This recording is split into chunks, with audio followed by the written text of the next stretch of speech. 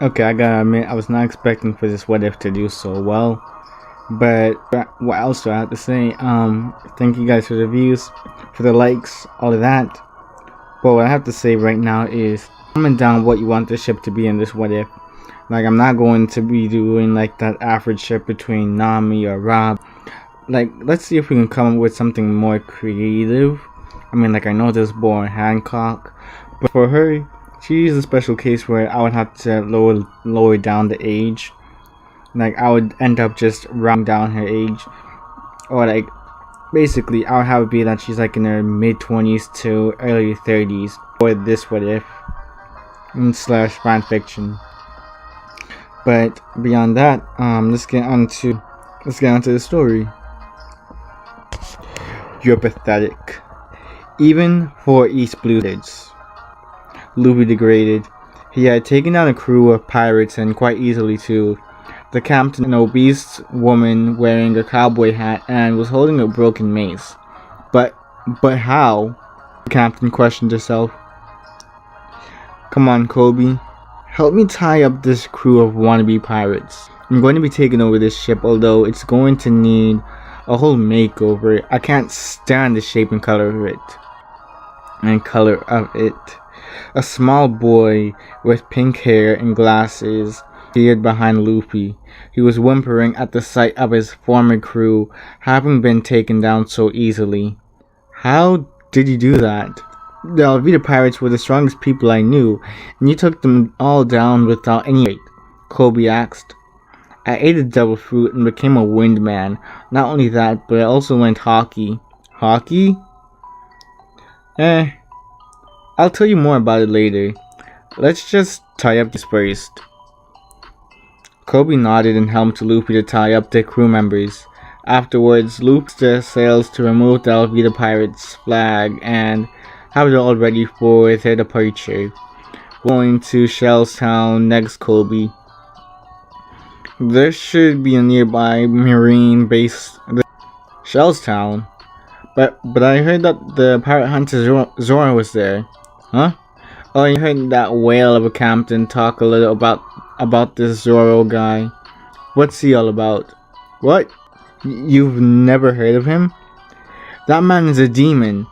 We shouldn't go to Shellstown. Going there will seal our fate. Oh, so Zoro must be a pretty tough guy. I'll make him crew, Luffy confidently stated. Koby looked at Luffy in disbelief. Was serious right now. He was going to be recruiting pirate hunter Zoro into his pirate crew. The mere thought of that was beyond comprehension. Another thing, Koby. Koby looked at Luffy for answers to all madness that was coming out of his mouth. Haki is what can be described as a sort of sixth sense that goes unrealized by many people in this world. With the right training, you could actually unlock it, Koby. Takes a while to learn, so I won't be able to teach you how to use it. Sorry. Nodded silently.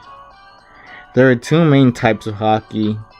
There's observation Haki and there's armament Haki. You can sense and avoid enemy attacks. Observation Haki, while armament Haki is using your life force to create a physical reinforcement. You make it sound like there's more than two. There is a third one to be learned. It's something that you were born with. It's called Conqueror's Haki, and you can overpower the willpower of your opponent with your own. That's what I did for most of your former crew. Alvida just used a punch. That fat of theirs really came in the clutch. They would have been completely unconscious if that fat of theirs didn't happen to blow. Koby was fascinated learning all this new information. You'll learn more about when you join the Navy. How do you know that? I was once part of the Navy, but not anymore, which reminds me. You've seen what I look like under the mask and you know my name, which is why I don't want you to mention my name at all if you want to have any chance of joining them. How come, Luffy? I'm a wanted man, especially with how far up in the Marines was and my abilities. How far did you make it up in the Marines? Meh. I've told you, if you rank high enough, you'll find out more about me. For now, when we make it to Romance Dawn, I'll have you on your way to the Marines and with the Alvida Pirates. That'll give you a better chance of being going. Once the two finally made it to Romance Dawn, Luffy quickly put on his mask. Come on, Koby, let's go. Luffy grabbed the tied-up crew members of the Alvida Pirates and had Koby help him carry them to the Marines. Well, at least to a certain distance. I can sense a weak spirit. It seems to be dwindling at every moment. I wonder why, Luffy thought aloud. He let go of his hold on the Alvida Pirates and left to see what was happening over in the distance. Hey, where are you going? I'm going to check out what's happening there. Luffy pointed to distance. Luffy ran towards a gated area to investigate. He climbed up in order to see what was happening with the individual. What he saw intrigued him. A man with green hair was tied up to a cross in a desert-like area. He seemed to be burning up as well. Hey you! He commanded. Luffy laughed at his statement. Oh? What are you gonna do? Huh? A little girl climbed up a ladder and jumped down a tray of rice balls. Hey Zoro, look what I made for you, she cheered. Oh, so that's Zoro, Luffy spoke to himself. What are you doing here, kid? Scram, Zoro ordered. Luffy frowned at this. A little girl made him food and he was telling her to leave. He didn't even show the sign of gratitude. What a jerk, Luffy thought. While Luffy was thinking, a blonde, lanky man wearing a tacky suit appeared with a couple of marine men. He seemed like a lucky man, but he also appeared to be rather... What's he going to do? I don't know what I was trying to say here, honestly. Oh, what's this? Rice balls? Don't mind if you, the blonde man spoke. Hey, that's not for you. The blonde man then listened to the girl and ate one of the rice balls. As soon as he ate one, he spit it out.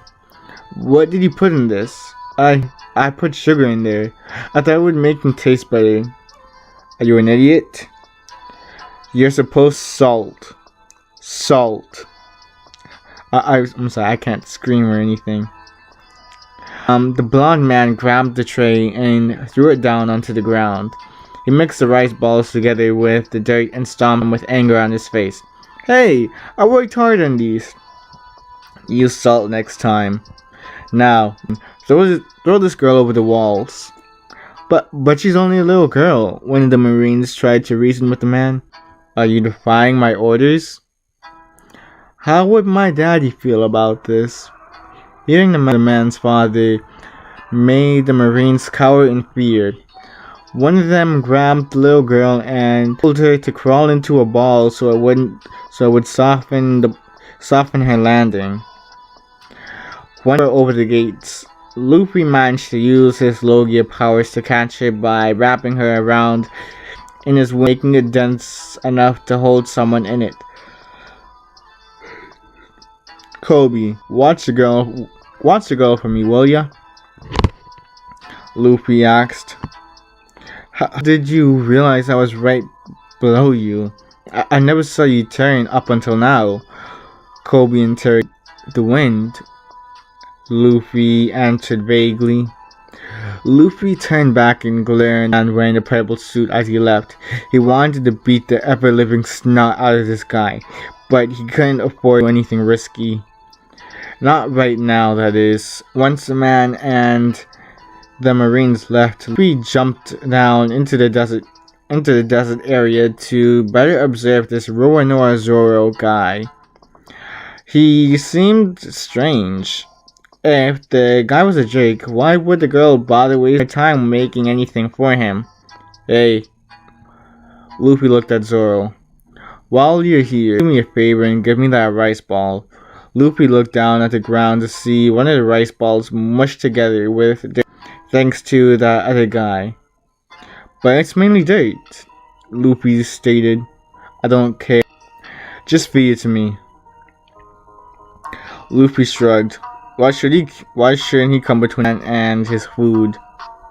Luffy did as the green-haired man asked and fed the onigiri to him. Thanks.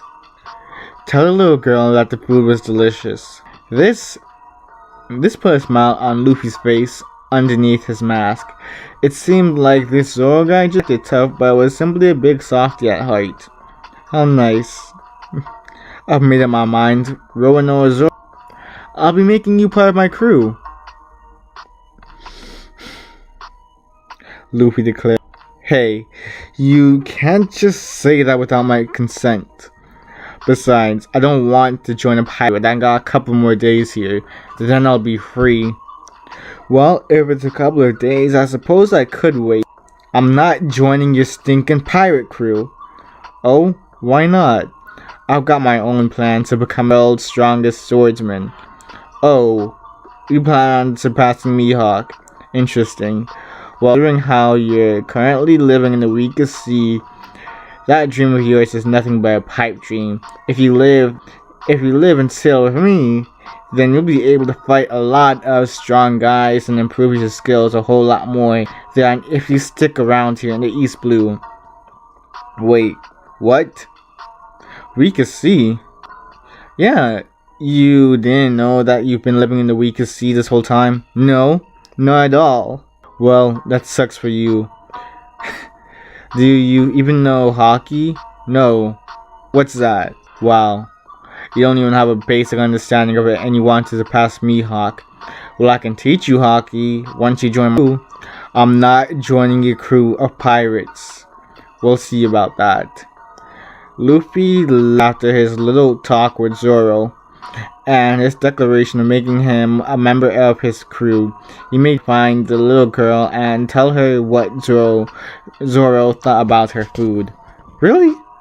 The girl said. Luffy nodded.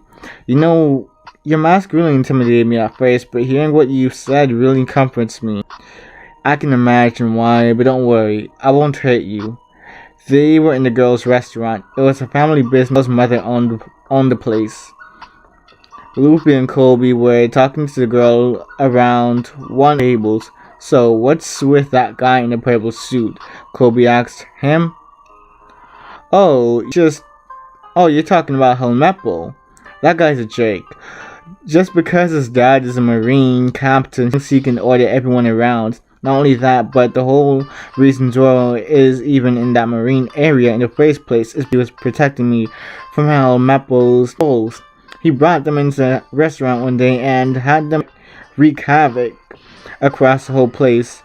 One of the wolves even came at me, but Zoro protected me from the wolf. If it weren't for him, I may have been dead right now. Speaking of Helmeppo, he ended up walking in the restaurant with a bored look on his face. He took a seat at one of the nearby tables and thought about what he should do next. Today's been a pretty uneventful day. Maybe I should just execute Roanoa Zoro today. That's a great idea, he cheered to himself. Luffy heard this though and grew angry at this man's words. What'd you say? Luffy shouted. I'll be having Roanoa Zoro executed. Helmeppo responded, albeit we. I figured that's what you said, bastard. Luffy yelled. He punched Helmeppo in the face with a weak, sloppy punch. It was still strong enough to bruise him. You hit me, Helmeppo screamed in utter disbelief. You never intended on keeping your promise to Zoro, did you? Of course not. This made Luffy even angrier knowing this. I don't know what else. This made Luffy even angrier, knowing this man never intended on keeping his promise to Zoro. He hit him in the gut. You hit me I'm going to tell my daddy. Go ahead. I don't care. Watch what'll happen. Helmeppo ran off with his tail between his legs. And that's all I have for right now. I'm proud of myself with this. Anyways, like, I think I tried mentioning this before, but if you want to like check out my channel, it'll be in the description. On top of that, remember to just share, comment, and subscribe. Subscribe to the Omega Creed channel. Subscribe to my channel. That'll be in the description below. The information will be applied later on. What else? What else do I have to say besides like, if you also want to go ahead and read the story for yourself, like forward in the story, you can type in King's Air One Piece fanfiction on Google or search engine you want to use, and hopefully you'll be able to find it quick enough. That's all for right now. King Titan X out.